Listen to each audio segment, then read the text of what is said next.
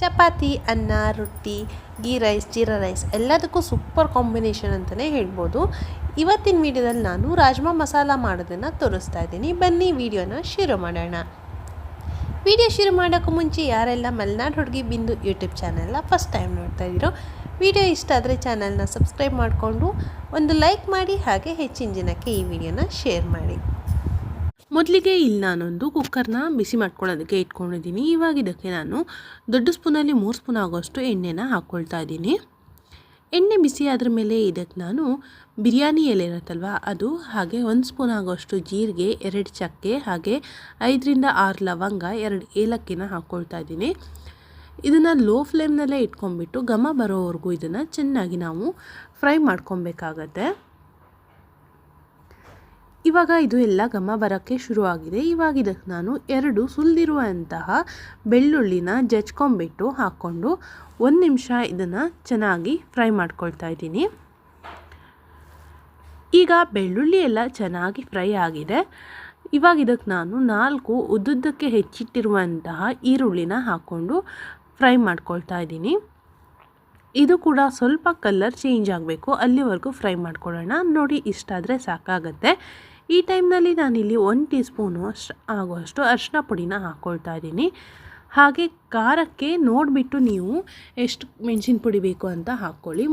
ಮುಂದೆ ಮತ್ತೆ ಮೆಣಸಿನ್ಕಾಯಿ ಹಾಕೋದಿದೆ, ಅದಕ್ಕೋಸ್ಕರ ಖಾರಕ್ಕೆ ನೋಡಿಬಿಟ್ಟು ಅಡ್ಜಸ್ಟ್ ಮಾಡ್ಕೊಂಬಿಟ್ಟು ಹಾಕ್ಕೊಳ್ಳಿ, ಆಯಿತಾ. ನಾವು ಯಾವುದೇ ಪದಾರ್ಥ ಮಾಡೋದಲ್ಲಿ ನಾವು ಪೌಡರ್ನ ಯೂಸ್ ಮಾಡ್ತೀವಲ್ಲ, ಆ ಟೈಮ್ನಲ್ಲಿ ಫ್ಲೇಮ್ನ ಲೋ ಆಗಿ ಇಟ್ಕೊಬೇಕು. ಇಲ್ಲ ಅಂತಂದರೆ ಸೀದೋಗೋ ಚಾನ್ಸಸ್ ಹೆಚ್ಚಾಗಿರುತ್ತೆ. ಲೋ ಫ್ಲೇಮ್ನಲ್ಲಿ ಇಟ್ಬಿಟ್ಟು ಇದನ್ನು ಹಸಿ ವಾಸನೆ ಹೋಗೋವರೆಗೂ ಚೆನ್ನಾಗಿ ಫ್ರೈ ಮಾಡ್ಕೊಳ್ಳೋಣ. ಇವಾಗ ಫ್ರೈ ಮಾಡ್ಕೊಂಡಿದ್ದಾಗಿದೆ. 1 ಇಂಚು ಶುಂಠಿನ ನಾನು ತುರಿದ್ಬಿಟ್ಟು ಸೇರಿಸ್ಕೊಳ್ತಾ ಇದ್ದೀನಿ. ನೀವು ಬೇಕಾದರೆ ಇದನ್ನು ಸಣ್ಣದಾಗಿ ಹೆಚ್ಚಿ ಕೂಡ ಸೇರಿಸ್ಕೊಬೋದು. ಹಾಗೆಯೇ 2 ಹಸಿಮೆಣಸಿನ್ಕಾಯಿನ ಸಣ್ಣದಾಗಿ ಹೆಚ್ಕೊಂಡು ಹಾಕ್ಕೊಳ್ತಾ ಇದ್ದೀನಿ. ಹಾಗೆಯೇ ಇಲ್ಲಿ 1.5 ಸ್ಪೂನ್ ಆಗುವಷ್ಟು ಕೊತ್ತಂಬರಿದು ದಂಟು ಬರುತ್ತಲ್ವ, ಕೊತ್ತಂಬರಿ ಸೊಪ್ಪಿಂದು, ಆ ದಂಟನ್ನು ಸೇರಿಸ್ಕೊಳ್ತಾ ಇದ್ದೀನಿ. ಎಲೆ ಸೇರಿಸೋದಕ್ಕಿಂತ ಈ ದಂಟನ್ನು ಸೇರಿಸ್ಕೊಳ್ಳಿ. ಇದನ್ನು ಮಸಾಲೆಗೋಸ್ಕರ ಬಳಸ್ಕೊಳ್ಳೋದ್ರಿಂದ ಇದು ತುಂಬಾ ಚೆನ್ನಾಗಿರುವಂತಹ ಫ್ಲೇವರ್ ಕೊಡುತ್ತೆ. ಇವತ್ತಿನ ದಿನದಲ್ಲಿ ನಾನು ಯಾವುದೇ ರೀತಿಯಾಗಿ ಇವಾಗ ನಾನು ಮಿಕ್ಸರ್ ಜಾರ್ಗೆ ಮಸಾಲೆನ ಹಾಕ್ಕೊಳ್ತಿದ್ದಂಗೆ ಕುಕ್ಕರ್ನಲ್ಲೇ ಡೈರೆಕ್ಟಾಗಿ ಮಾಡ್ತಾಯಿದ್ದೀನಿ. ಅದು ನೋಡಿ, ಫುಲ್ ವಿಡಿಯೋನ ನೋಡೋದ್ರಿಂದ ನಿಮಗೆ ಯಾವ ರೀತಿ ಮಾಡೋದು ಅಂತ ಸರಿಯಾಗಿ ಗೊತ್ತಾಗುತ್ತೆ. ಇವಾಗ ನಾನು ದೊಡ್ಡದಾಗಿ ಹೆಚ್ಚಿರುವಂತಹ 4 ಟೊಮೆಟೊನ ಹಾಕ್ಕೊಳ್ತಾ ಇದ್ದೀನಿ. ಇವಾಗ ಇದನ್ನು ಚೆನ್ನಾಗಿ ಒಂದು ಸಲ ಮಿಕ್ಸ್ ಮಾಡ್ಕೊಳ್ಳೋಣ. ಮತ್ತೇನಪ್ಪ ಅಂತಂದರೆ, ನಮಗೆ ಕರೆಂಟೆಲ್ಲ ಇಲ್ಲದೆ ಇರಬೇಕಾದ್ರೆ ಈ ರೀತಿಯಾಗಿ ಮಾಡೋದಕ್ಕೆ ತುಂಬಾ ಹೆಲ್ಪ್ ಆಗುತ್ತೆ. ಈಗ ನಾನು 1 ಸ್ಪೂನ್ ಆಗುವಷ್ಟು ಕೊತ್ತಂಬರಿ ಬೀಜದ ಪುಡಿನ ಹಾಕ್ಕೊಳ್ತಾ ಇದ್ದೀನಿ. ಧನಿಯಾ ಪುಡಿ ಅಂತ ಹೇಳ್ತಾರಲ್ವ, ಅದನ್ನು ಹಾಕ್ಕೊಳ್ತಾ ಇದ್ದೀನಿ.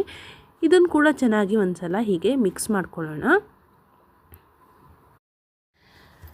ಇದನ್ನು ಮಿಕ್ಸ್ ಮಾಡ್ಕೊಂಡಾದ್ರ ಮೇಲೆ ಇವಾಗ ಮಸಾಲೆಗೆ ಬೇಕಾದಷ್ಟು ಮಾತ್ರ ಉಪ್ಪನ್ನ ಇಲ್ಲಿ ನಾನು ಸೇರಿಸ್ಕೊಳ್ತಾ ಇದ್ದೀನಿ. ಹಾಗೆಯೇ 1 ಲೋಟ ನೀರು ಕುಡಿತೀವಲ್ವ, ಆ ಲೋಟದಲ್ಲಿ 1 ಲೋಟ ಆಗುವಷ್ಟು ನೀರನ್ನು ಕೂಡ ಸೇರಿಸ್ಕೊಳ್ತಾ ಇದ್ದೀನಿ. ಇವಾಗ ಇದನ್ನು ಚೆನ್ನಾಗಿ ಒಂದು ಸತಿ ಮಿಕ್ಸ್ ಮಾಡ್ಕೊಂಬಿಟ್ಟು ಇವಾಗ ಕುಕ್ಕರ್ನ ಮುಚ್ಚಳನ ಮುಚ್ಚಿಬಿಟ್ಟು 1 ವಿಷಲ್ ಕೂಗಿಸ್ಕೊಳ್ತಾ ಇದ್ದೀನಿ. ಯಾಕಪ್ಪ ಅಂತಂದರೆ ಈರುಳ್ಳಿ ಟೊಮೆಟೊ ಎಲ್ಲ ಚೆನ್ನಾಗಿ ಸಾಫ್ಟಾಗಿ ಬೇಯಬೇಕು. ನೀವು ಪಾತ್ರೆಯಲ್ಲಿ ಮಾಡೋದಾದರೆ ಈರುಳ್ಳಿ ಟೊಮೆಟೊ ಎಲ್ಲ ಸಾಫ್ಟ್ ಆಗೋವರೆಗೂ ಇದನ್ನು ಬೇಯಿಸ್ಕೊಳ್ಳಿ. ಇವಾಗ 1 ವಿಷಲ್ ಕೂಗಿದೆ ಇದು. ಇವಾಗ ಇದರಲ್ಲಿರುವಂತಹ ಗರಂ ಮಸಾಲ ಹಾಕಿದ್ವಲ್ಲ, ಆವಾಗ ನಮಗೆ ಕೈಗೆ ಸಿಗುವಂತಹ ದೊಡ್ಡ ಗರಂ ಮಸಾಲ ಐಟಮ್ ಮಾತ್ರ ನಾನು ಇಲ್ಲಿ ಎತ್ತಿಡ್ತಾ ಇದ್ದೀನಿ. ಚಕ್ಕೆ ಮತ್ತು ಬಿರಿಯಾನಿ ಎಲೆಗಳನ್ನು ನಾನು ಇಲ್ಲಿ ಎತ್ತಿ ಹಾಕ್ತಾಯಿದ್ದೀನಿ. ಈಗಾಗಲೇ ಇದರಲ್ಲಿ ಎಣ್ಣೆಯಲ್ಲಿ ಹಾಗೆ ಇವಾಗ ಬೇಯಿಸೋದ್ರಿಂದ ಇದರಲ್ಲಿ ಅದರ ಫ್ಲೇವರ್ ಎಲ್ಲ ಬಿಟ್ಕೊಂಡಿರುತ್ತೆ. ಇವಾಗ ಮತ್ತೆ ಗ್ಯಾಸ್ ಆನ್ ಮಾಡ್ಕೊಂಬಿಟ್ಟು ಇದನ್ನು ಚೆನ್ನಾಗಿ ಸ್ಮ್ಯಾಶ್ ಮಾಡ್ಕೊಬೇಕು. ನಿಮ್ಮ ಹತ್ರ ಸ್ಮ್ಯಾಶರ್ ಇದ್ದರೆ ಸ್ಮ್ಯಾಶರ್ನಲ್ಲಿ ಮಾಡ್ಕೊಳ್ಳಿ. ಸ್ಮ್ಯಾಶರ್ನಲ್ಲಿ ಮಾಡೋದಕ್ಕಾಗಿಲ್ಲ ಅಂತಾದರೆ ರೌಂಡ್ ತಳ ಇರುವಂತಹ ಸೌಟ್ ಬರುತ್ತಲ್ವ, ಅದರಲ್ಲಿ ಕೂಡ ಮಾಡ್ಕೊಬೋದು. ಅದರಲ್ಲೂ ಮಾಡೋಕ್ಕಾಗಿಲ್ಲ ಅಂತ ಆದರೆ ಹೀಗೆ ಮಜ್ಜಿಗೆ ಕಡಿಯುವಂಥ ಕಡ್ಗೋಲು ಇರುತ್ತಲ್ವ, ಅದ್ರಲ್ಲಿ ಮಾಡ್ಕೊಬೋದು. ಇಲ್ಲ ಅಂತಾದರೆ ಮುದ್ದೆ ಕೋಲು ಇರುತ್ತಲ್ವ, ಅಂದರೆ ಮುದ್ದೆ ಕೋಲು ಅಂದರೆ ಅಡಿಗಡೆ ಸ್ವಲ್ಪ ದಪ್ಪ ಇರುವಂತಹ ಭಾಗ ಇದು ಅಂತಹ ಮುದ್ದೆ ಕೋಲಿದ್ರೆ ಅದರಲ್ಲಿ ಕೂಡ ಮಾಡ್ಕೊಬೋದು. ನಾನು ಸ್ಮ್ಯಾಶರ್ನ ತೆಗೆದಿಟ್ಟೆ, ಯಾಕಂದರೆ ಕೈಗೆ ಬಿಸಿತು ಆಗ್ತಾಯಿತ್ತು, ಅದಕ್ಕೋಸ್ಕರ ಅದನ್ನು ತೆಗೆದಿಟ್ಬಿಟ್ಟು ಹೀಗೆ ಕಡ್ಗೋಲಿನಲ್ಲಿ ಕಟ್ಕೊಳ್ತಾ ಇದ್ದೀನಿ. ಇದರಲ್ಲಿ ಕೂಡ ಬೇಗನೆ ಸಾಫ್ಟ್ ಆಗುತ್ತೆ. ನಾವು ಬೇಗ ಸಾಫ್ಟ್ ಆಗಬೇಕಂದ್ರೆ ಗ್ಯಾಸ್ನ ಸ್ವಲ್ಪ ಆನ್ ಮಾಡೇ ಇಟ್ಕೊಬೇಕು. ಮೀಡಿಯಮ್ ಫ್ಲೇಮ್ನಲ್ಲಿ ಇಟ್ಕೊಂಡ್ರೆ ಬೇಗ ಸಾಫ್ಟ್ ಆಗುತ್ತೆ. ಈ ರೀತಿಯಾಗಿ ಬೇಗ ಬೇಗ ಮಾಡ್ಕೊಬೇಕು ನಾವು. ಆವಾಗ ಕೈ ಬಿಡದೆ ಬೇಗ ಮಾಡೋದ್ರಿಂದ ಸಾಫ್ಟಾಗಿ ಬೇಗ ಅದು ಒಂಥರ ಪ್ಯೂರಿ ಥರನೇ ಆಗುತ್ತೆ. ನಾವು ಮಿಕ್ಸರ್ ಜಾರ್ನಲ್ಲಿ ಮಾಡಿದರೆ ಬೇರೆ ಟೇಸ್ಟ್ ಬರುತ್ತೆ, ಇದರಲ್ಲಿ ಮಾಡಿದರೆ ಬೇರೆ ಟೇಸ್ಟ್ ಬರುತ್ತೆ. ಯಾಕೆಂದರೆ ಮಿಕ್ಸರ್ ಜಾರ್ನಲ್ಲಿ ಹಾಕಿದರೆ ಅದು ಫುಲ್ ನುಣ್ಣಗೆ ಮಾಡೋಕ್ಕೆ ಹೋಗಬಾರ್ದು. ನುಣ್ಣಗೆ ಆಗುತ್ತೆ, ನಾವು ಒಂದು ರೌಂಡ್ ತಿರುಗಿಸೋದ್ರೊಳಗೆ ನುಣ್ಣಗಾಗಿ ಹೋಗುತ್ತೆ. ಅದಕ್ಕೋಸ್ಕರ ಈ ರೀತಿಯಾಗಿ ಒಂದು ಸಲ ಮಾಡಿ ನೋಡಿ, ತುಂಬ ಟೇಸ್ಟ್ ಚೆನ್ನಾಗಿ ಬರುತ್ತೆ. ಈಗ ಇದೆಲ್ಲ ಚೆನ್ನಾಗಿ ಸ್ಮ್ಯಾಶ್ ಆಗಿದೆ ನೋಡಿ. ಈ ಲೋಟದಲ್ಲಿ 2 ಲೋಟ ಆಗೋಷ್ಟು ನೆಂದಿರುವಂತಹ ರಾಜ್ಮಾ ಇದೆ ನನ್ನ ಹತ್ರ. ಇವಾಗ ಆ ರಾಜ್ಮಾನ ಈ ಮಸಾಲೆಗೆ ಹಾಕ್ಕೊಳ್ತಾ ಇದ್ದೀನಿ. 2 ಲೋಟ ರಾಜ್ಮಾಕ್ಕೆ ನಾನು 2 ಲೋಟ ನೀರನ್ನು ಸೇರಿಸ್ಕೊಳ್ತಾ ಇದ್ದೀನಿ. ನಿಮಗೆ ಥಿಕ್ನೆಸ್ ಜಾಸ್ತಿ ಬೇಕು ಅಂತಾದರೆ ಸ್ವಲ್ಪ ಕಮ್ಮಿ ಕೂಡ ಮಾಡ್ಕೊಬೋದು. 1.5 ಲೋಟ ನೀರು ಬೇಕಾದರೂ ಸೇರಿಸ್ಕೊಬೋದು. ತಿಕ್ಕಾಗಿ ಬೇಡ, ಸ್ವಲ್ಪ ತೆಳ್ಳಗೆ ಇರಲಿ ಅಂತಾದರೆ 2 ಲೋಟ ನೀರನ್ನು ಸೇರಿಸ್ಕೊಳ್ಳಿ. ಇವಾಗ ಇದಕ್ಕೆ ನಾನು 1.5 ಸ್ಪೂನ್ ಆಗುವಷ್ಟು ಗರಂ ಮಸಾಲ ಪುಡಿನ ಸೇರಿಸ್ಕೊಳ್ತಾ ಇದ್ದೀನಿ. ಅರ್ಧ ಸ್ಪೂನ್ ಆಗುವಷ್ಟು, ಅರ್ಧನೂ ಅಲ್ಲ ಅರ್ಧಕ್ಕಿಂತ ಸ್ವಲ್ಪ ಕಮ್ಮಿನೇ ಸೇರಿಸ್ಕೊಳ್ತಾ ಇದ್ದೀನಿ, ಜೀರಿಗೆ ಪುಡಿನ ಸೇರಿಸ್ಕೊಳ್ತಾ ಇದ್ದೀನಿ. ಸ್ವಲ್ಪ ಕಾಳು ಮೆಣಸಿನ ಪೌಡರ್ನ ಸೇರಿಸ್ಕೊಳ್ತಾ ಇದ್ದೀನಿ. ಕಾಳು ಮೆಣಸಿನ ಪೌಡರ್ ಇಲ್ಲ ಅಂತಂದರೆ ಕಾಳು ಮೆಣಸನ್ನು ಕ್ರಷ್ ಮಾಡಿ ಹಾಕಿ, ಅದು ಕೂಡ ತುಂಬಾ ಚೆನ್ನಾಗಿರುವಂಥ ಫ್ಲೇವರ್ ಕೊಡುತ್ತೆ.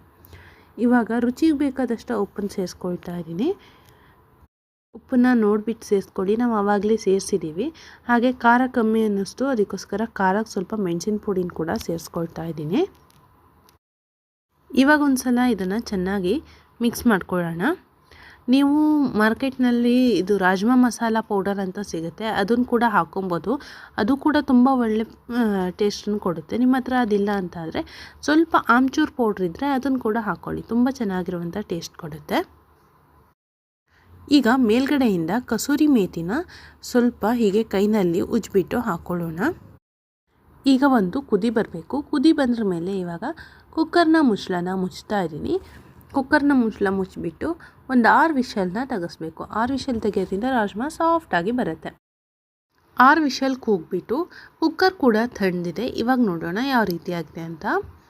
ನೋಡ್ತಾ ಇರ್ಬೋದು ಎಷ್ಟು ಚೆನ್ನಾಗಾಗಿದೆ ಅನ್ನೋದನ್ನು. ಇಷ್ಟು ತೆಳ್ಳಗೆ ಬರುತ್ತೆ. ನಿಮಗೆ ಇದಕ್ಕೂ ದಪ್ಪ ಬೇಕಂದರೆ ಸ್ವಲ್ಪ ನೀರನ್ನು ಕಮ್ಮಿ ಹಾಕ್ಕೊಳ್ಳಿ. ಈಗ ಇದಕ್ಕೆ ನಾವು ಮೇಲ್ಗಡೆಯಿಂದ ಕೊತ್ತಂಬರಿ ಸೊಪ್ಪನ್ನು ಕಟ್ ಮಾಡಿಬಿಟ್ಟು ಹಾಕ್ಕೊಳ್ಳೋಣ. ನೋಡಿದ್ರಲ್ಲ, ಇವತ್ತಿನ ವಿಡಿಯೋ ನಿಮಗೆ ಇಷ್ಟ ಆಯಿತಾ? ಇಷ್ಟ ಆದರೆ ಹೇಗಾಗಿತ್ತು ಅಂತ ಮಿಸ್ ಮಾಡದೆ ಕಮೆಂಟ್ ಮಾಡಿ. ಚಾನಲ್ನ ಫಸ್ಟ್ ಟೈಮ್ ನೋಡ್ತಾ ಇದ್ದರೆ ಸಬ್ಸ್ಕ್ರೈಬ್ ಮಾಡಿಕೊಂಡು ಆಲ್ ಅಂತ ಬೆಲ್ ಐಕನ್ನ ಕ್ಲಿಕ್ ಮಾಡ್ಕೊಳ್ಳಿ. ಇದರಿಂದ ನಾನು ಹಾಕೋ ವೀಡಿಯೋಸ್ ನೋಟಿಫಿಕೇಷನ್ನ ನಿಮಗೆ ಮೊದಲಿಗೆ ಬರುತ್ತೆ. ವಿಡಿಯೋಗೆ ಲೈಕ್ ಮಾಡಿ, ಹಾಗೆಯೇ ಶೇರ್ ಮಾಡೋದನ್ನು ಮರಿಬೇಡಿ. ಮತ್ತೆ ಯಾವುದಾದ್ರೂ ಹೊಸ ವಿಡಿಯೋದಲ್ಲಿ ಸಿಗೋಣ. Love you all. Bye bye.